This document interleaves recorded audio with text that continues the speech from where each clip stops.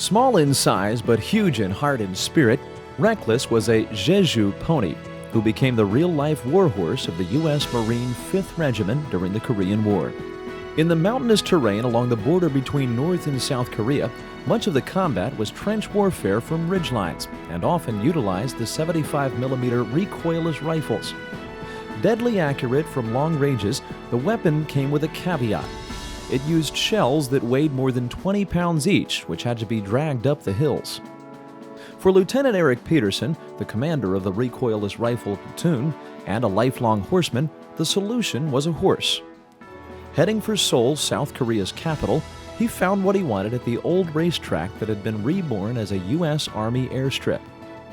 Though the track was gone, destroyed with the rest of the city in multiple battles, some Korean horsemen were still tending to their ponies, hoping that racing would resume again.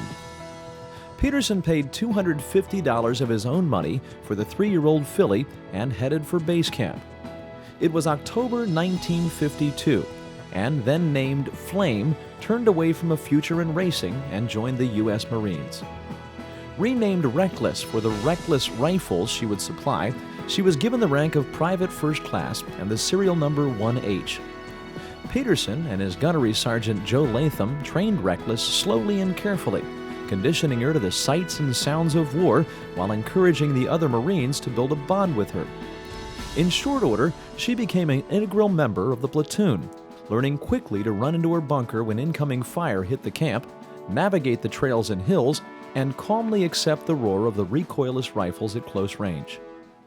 By January 1953, Reckless had been promoted to corporal and routinely was packing ammunition when the recoilless rifle squads engaged in skirmishes and firefights and longer planned operations. But brave and steadfast as she was in combat from the start, it was the savage battle for Outpost Vegas in April 1953 that revealed the true extent of her courage and resilience. For the better part of 3 days and nights, she hauled ammunition to the recoilless rifles by day and the mortar crews by night, with periodic breaks for water and feed and short periods of sleep. Her training to travel by herself prompted one Marine to observe that she was so fast, no handler could keep up with her anyway. She was wounded twice, patched up, and resumed her work without hesitation. Time and again, her fellow Marines marveled at her resoluteness as she maneuvered across areas where shrapnel was falling and ran along the narrow berms beside the rice paddies, never stepping off into the mine-laden bogs. In one day alone, during the terrible April siege, she made 51 trips to the recoilless rifle sites, in all traveling more than 35 miles. She carried 386 of the heavy shells, each weighing 20 to 23 pounds depending on their content, a total of over 9,000 pounds of explosives. Then, descending the ridge to reload, she carried the wounded or dead on her back. It is acknowledged that because of what Reckless accomplished in battle, many Marines came home who might not have otherwise. Simply put, she was one of them. Her buddies cut her no slack, yet protected her with their lives, at times taking off their flak jackets to cover her instead. They were bound together, an amazing unit that accomplished more than either she or her fellow Marines could have done alone. She was also their friend, if only for a few minutes at a time, raising their spirits and making them laugh.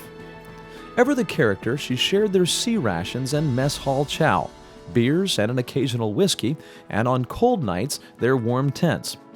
Indeed, when she wasn't executing her combat functions, she thought being the center of attention was her due. In April 1954, Reckless was promoted to sergeant by one of her many fans, General Randolph McCall Pate, the highest-ranking Marine in Korea. 6 months later, the promise that she would not be left behind was kept, and Sergeant Reckless sailed for California and a hero's welcome. Stationed at Camp Pendleton, she continued on active duty for the next 6 years. She appeared at official functions, accompanied her Marines on their long training marches, and in other ways represented the 5th Regiment.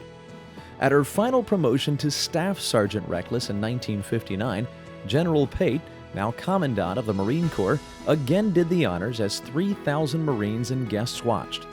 The following year, Reckless was formally retired to a life of leisure in her own quarters at the base stables. Over the years, her visitors numbered in the thousands. many from the Korean War days coming back with their wives and children to pay their respects to their warhorse. As one explained, it was important for him to tell his family what she had done for the Marines. Today, Reckless' statue stands at the National Museum of the Marine Corps in Virginia. In stride, 4 shells strapped to her back, she again climbs a hill to supply the recoilless rifles. Acquired by the recoilless rifle platoon to haul ammunition to the front lines, she did that and so much more, packing ammunition beyond what anyone thought possible, saving lives, raising spirits, and winning the love and respect of all who knew her.